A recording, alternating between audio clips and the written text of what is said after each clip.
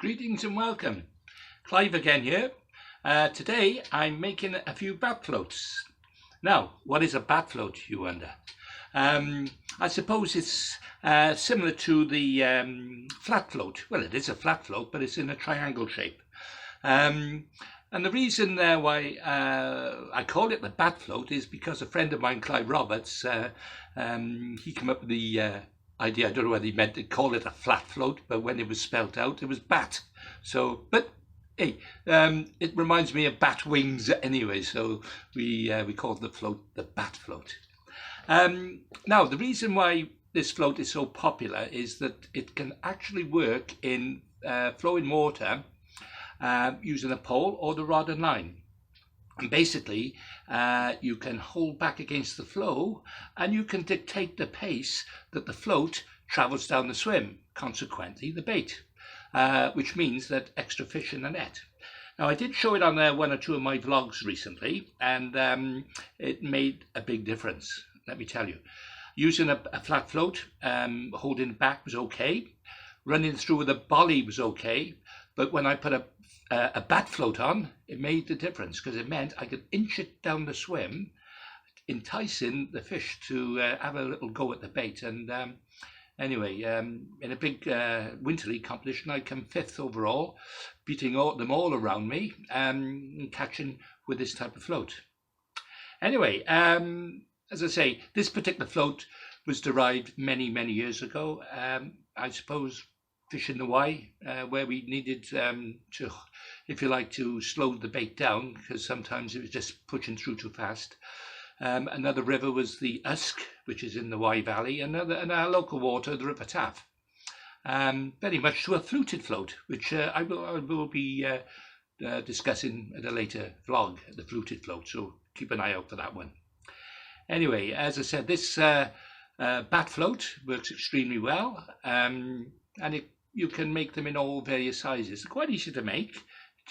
Just need a little bit of ingenuity with a couple of sandpapers and have a straight eye, really, I suppose. But anyway, no further ado, let's crack on. Let me show you how they're made.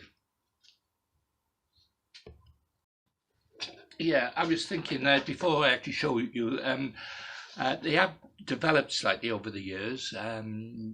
From originally, they were more or less a triangle type of float like that, but now these days we make them more of a bat, I suppose, more of a bat wing, which is more of a elongated triangle.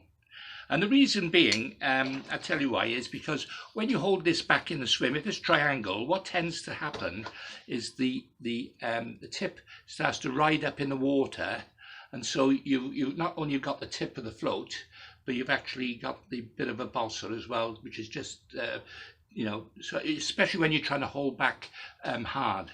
So by using this shape, what you'll find is that doesn't come up in the water so much, and it's being held back, and as you say, as it runs down the swim, perfect. Okay, the first thing to do, you need some flat balsa. Okay, this I've had to cut myself because it actually comes in wider lengths. Let me show you. You know what I mean? It's quite wide, that. So what I've had to do is cut that in half down into a manageable size. Okay.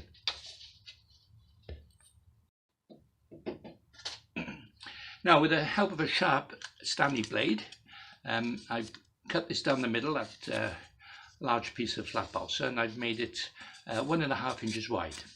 Now, fortunately, I'm lucky enough to have some templates for the various sizes that I need.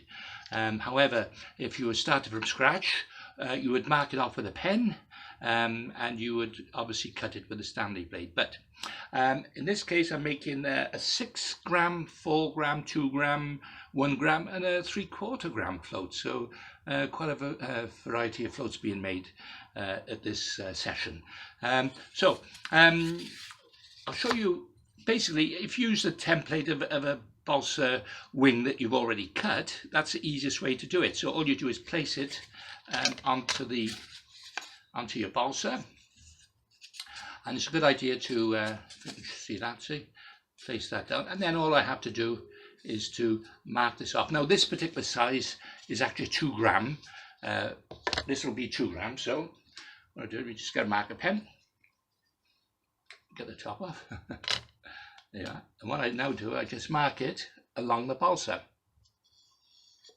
There you are. And if you look at that, all I have to do is cut that to the shape, and I know that that'll be a 2 gram bat float.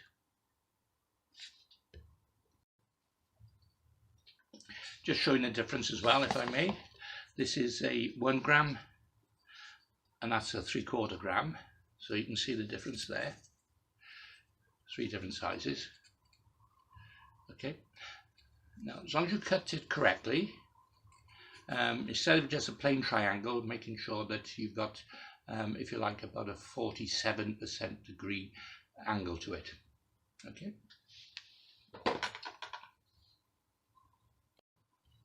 Okay, now what I'm going to do now, obviously cut the balsa, and the easiest way is to basically cut it with a, using a sharp, or not a sharp, a straight edge, holding it against the marking, okay, like that, and it's much easier to cut. So if I just show you, or I'll do it, I can't quite show you by turning the camera, but if I just cut it like that, nice sharp blade, which will cut straight through.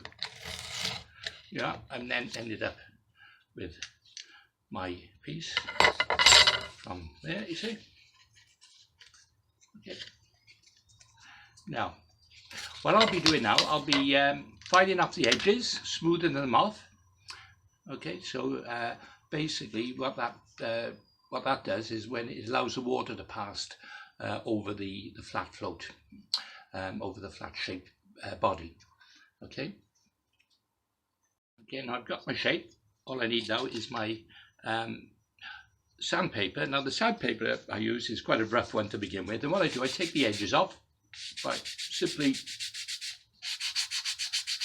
rubbing them on both sides. So I do one edge at a time.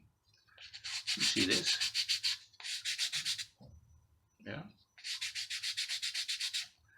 Making it like a point, so it's coming to a point, so that's a nice little edge there. Now, as I said, this is the rough. I'll be finished up with a smoother bit of sandpaper. So what I'm doing now is just turn this around slightly and do it again. Follow the same sequence. There you are. So I'm starting to gradually shape the float, taking the edges off it. Now the bottom.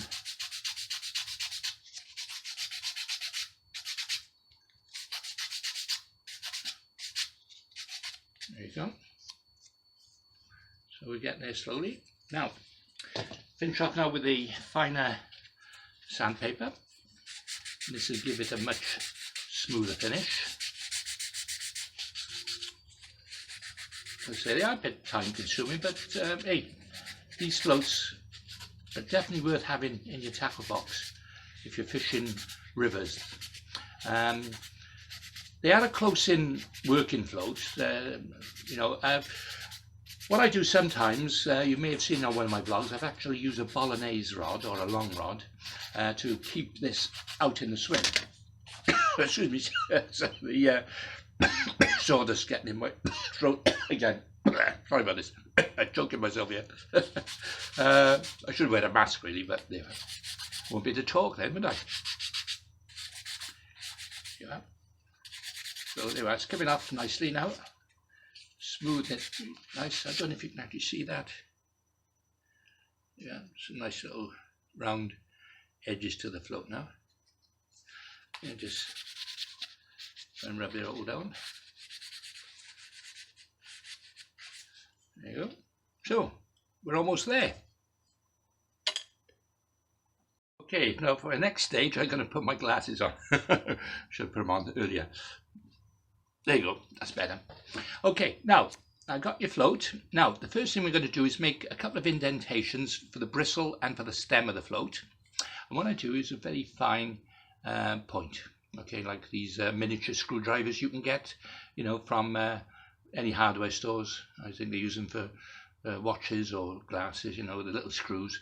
But you can get them with a very fine point indeed. So what we do now, we make an indentation in the bottom of the float. Now you've got to get this float the right way around. Now it's going to travel through the water that way. Okay, so like that. See, it's not an acute angle, as you can see. It's more of a 47-degree angle there. So anyway, so what we do now, let's go to the base of the float. And what we do, we make an indentation right in the middle of the flat float on the bottom end. And what we do, we push this in slowly. So if I can, and make sure it's central. Might be obscuring the camera a little bit here, but I want to get this dead right. So what we do is push this in, making sure it's level. Okay. And as you do, push it in very slowly. Don't be rough, because otherwise you split the balsa. So making sure that it's nice and even level, making sure it doesn't come out, and making sure that we're more or less going in at an angle like that. Okay, so let me just rectify this a bit. There you go, and that's pushing it through. And I'm hoping to push it in about 1 inch if I can, because that's where the stem and the base of the float is going to go. Yeah, it's very, very delicate. Yeah, we're getting there slowly. Just push it. Don't go mad.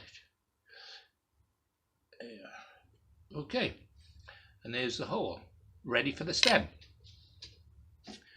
Now we use a carbon stem, and what I'm going to do, I'm going to place this into the hole, push it in, and making sure that it's in a straight line. There you are. That's perfect. There you are. Okay. Yeah. Now, once I've done that, it's quite long, this carbon stem, so I've got to cut it to size. So what I'm going to do now, put a little bit of drop of super glue just on the edge, just a very small drop. I'll do.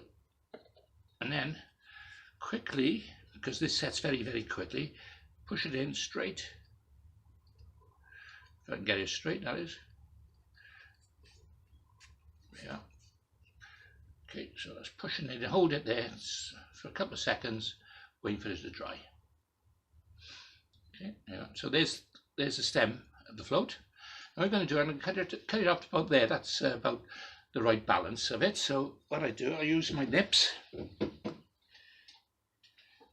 If I can bloody find the things. Oh yeah, you're there. Yeah, so what I'm going to do is cut this off about there. Okay, I'll put that down a second. Now, as I've done this before on my other floats, what I do now is just sandpaper the carbon stem down to a point, because it makes it much easier then to put the rubbers, the float rubbers on. There you are. Okay, now what I also do, I touch it off with a little black felt pen, okay, to conform with the colour, so it's uniform, the colour. There you are. And don't forget, I'll be varnishing over this anyway, so there you are. So there's the base of the float. Okay, so as I mentioned, what we now do is follow the same procedure on the top of the float by making a small indentation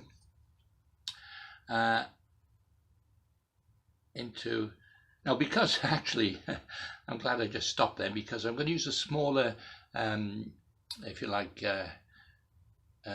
point, because the bristle is going to be slightly smaller than the carbon, the diameter of the carbon. So let me just swap this round. Yeah, so I got a slightly finer one. So again, what I do is eye up now, making sure that the stem is parallel with the balsa. So that's going, the indentation is going to go in like that. Okay, making sure it's dead in the center. Okay.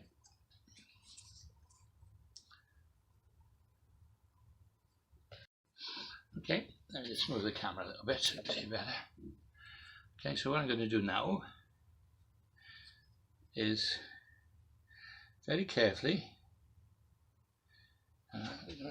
to show the camera this, it might be easier, using my finger as a sort of a leveler, making sure I push it in there.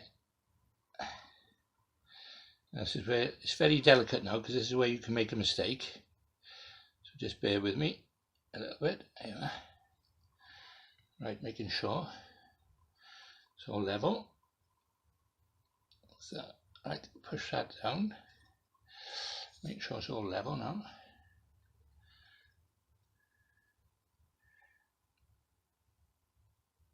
There you are. The good thing about balsa, you can actually play around with it a little bit, so you know, without it breaking. So yeah, okay, so there's the hole ready for the bristle. That should be in the middle. Let's see now. I might have mentioned before about different colour bristles and different colour tips to the floats. Yellow, in my opinion, is probably one of the best colours you can get, especially for waggler fishing. It's not so important when you're fishing in close, because obviously, you know, any colour would be okay. But I got a choice of two colours here. We can either use yellow or the blaze. So I'm going to make both the floats one of each colour. So choose the yellow one for the time being. Now, because I've already made the indentation now, I'm just going to make sure it fits by pushing this in. Yeah, there you are. And that's about right. So what I'm going to do, I'm going to be super gluing that in now. So a little drop of super glue.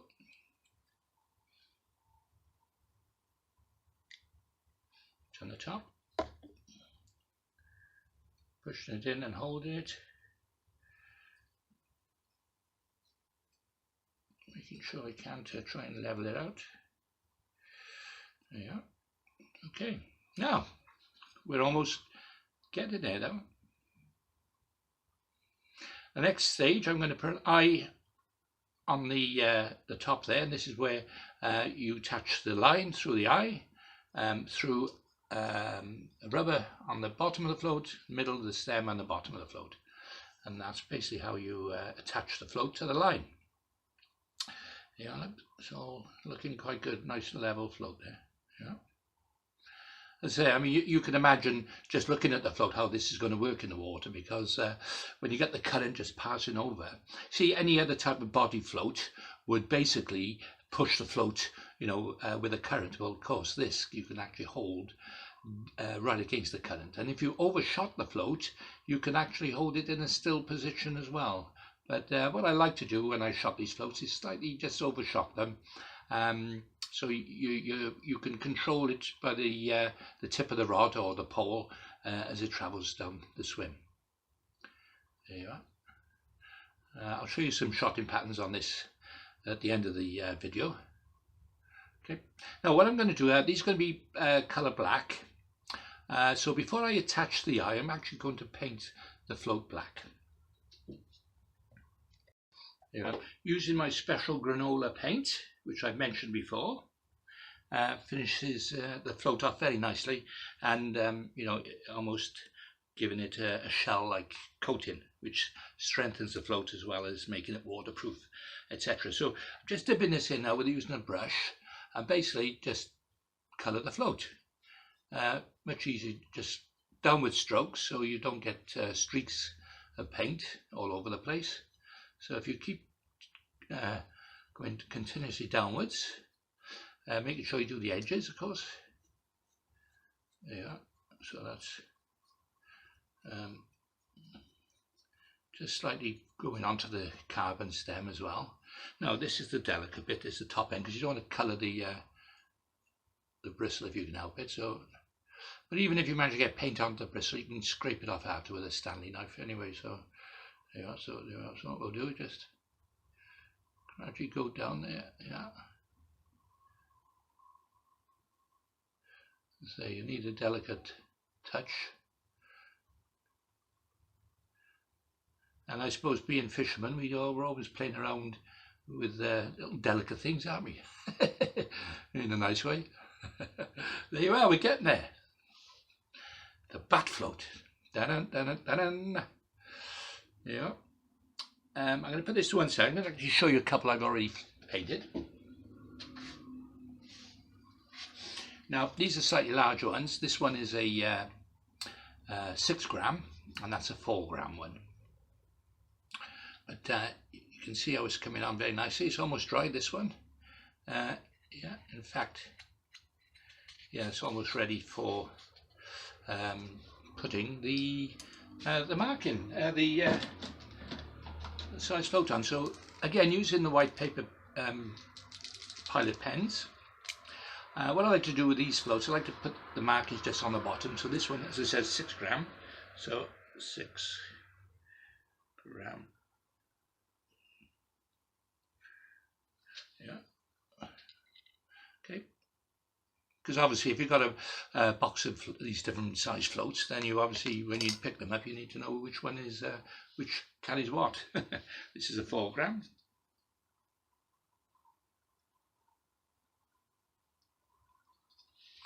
There you go. So now, as I said, the next stage now is to put an eye on the top of the floats. I'll be showing you that now. Okay, now these are small eyes, float eyes. You can buy them in packs of up to 100, and if I can quickly show you. Okay, now this is going to go into the top of the float, but before this goes into the float, I'm going to prepare it slightly. I'm going to turn it at an angle. Now what I use a pair of pinchers. These are style pliers, or any sort of pliers would do.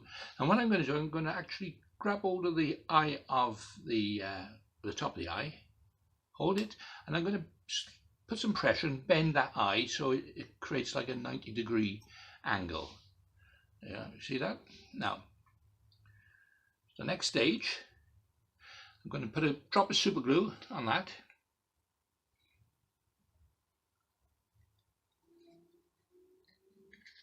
And now this is going to be inserted into the top of the float.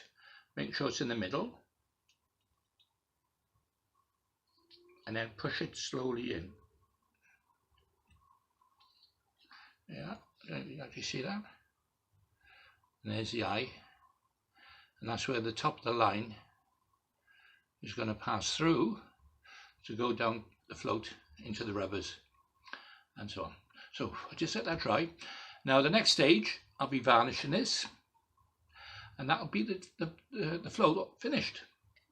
And that's the bat float. A fantastic tool, ideal for any types of rivers to slow the bait down, used in conjunction with any baits, worms, maggots, whatever.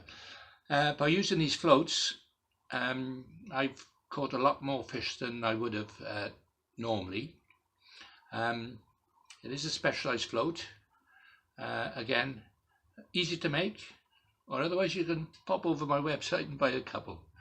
But I'm off to Thailand soon, so you better hurry up and order now, otherwise I'll be in Thailand and I won't be making until I come back. By the way, when I'm in Thailand, I'll be making all the vlogs on my fishing, showing all the different species and how to catch them. I had a really good time there last year. We had a couple of little competitions with the locals, and you know, it was all right. I didn't want to take their money off them, but they took mine as well. So hey, that's fishing. Right, let me just varnish it now. Okay, I got my brush, my varnish brush, and well, it's quite simple really to varnish a float. All you have to do is treat it as though you're painting it with a paint. Simple enough. Anyway, I thought while I'm doing this, I'll give you the opportunity just to mention about subscribers. Apparently YouTube have changed the monetization now. You need to have at least 1,000 subscribers. So thanks for the ones who have already subscribed. But if you haven't, can you just, if you don't mind, just pop along. It's not going to cost you anything. In fact, it'll keep you informed of any new vlogs and videos that I put up, you know, without you actually searching for them. So you know, it's got to be worth that. I've also got a patronage page, and if you fancy subscribing to that, paying a monthly subscription, then as I mentioned in a vlog before, I will send floats for the cost of the the monthly subscription, so you actually make a little profit out of it. And you can if you like, choose any float. If you want a bat float, volley float, wagglers, or whatever you want, then please feel free to message me, let me know what you want, and I shall post them out to you. Anyway, there you are. That's our float. Now, what I'm going to do now, I'm going to finish the video now because there's not much more I can show you on this, except for the fact I will just quickly tell you about the bristle. This particular bristle is a hollow bristle, and I've put a carbon stem in it because I wanted that extra long bristle on this particular float. That's a solid tip. You can make them with cane tips, but obviously for convenience, it's much easier to put these ready-made nylon bristles in the float. Okay, what I'm going to do now, I'll just show you quickly about the shotting pattern. I'm going to put this into my little flower pad, arranging pad. There you are, ready. Put that to one side a second, and I'll just quickly show you the shotting pattern. Now, as you can see, that's the old design shape. Of course, the new shape and more like that. Now, what you do once you plumb the depth, you actually over depth the float by maybe, I don't know, foot 18 inches. And what you do then, you put the bulk, as you can see there, down the line just above the bottom. So you've got your 12 to 18 inches of line sort of preceding the bulk. So when you hold the float in the water, the tail, the end business, sort of goes forwards before the bulk. And when you get a bite, well, the fish almost hook themselves on it. And that's how you do it. So there you are. That gives you an idea of how to shot the float. Of course, I will be sending a diagram and instructions if you purchase one online. But I don't expect you to. I got more than enough to cope with it as it is. So anyway, but as long as you enjoy, me making these floats to you, I'll give me a thumbs up and share, and I'm more than happy to, as I say, keep doing it. Anyway, nice to see you, and see you in the next one. Don't forget to subscribe.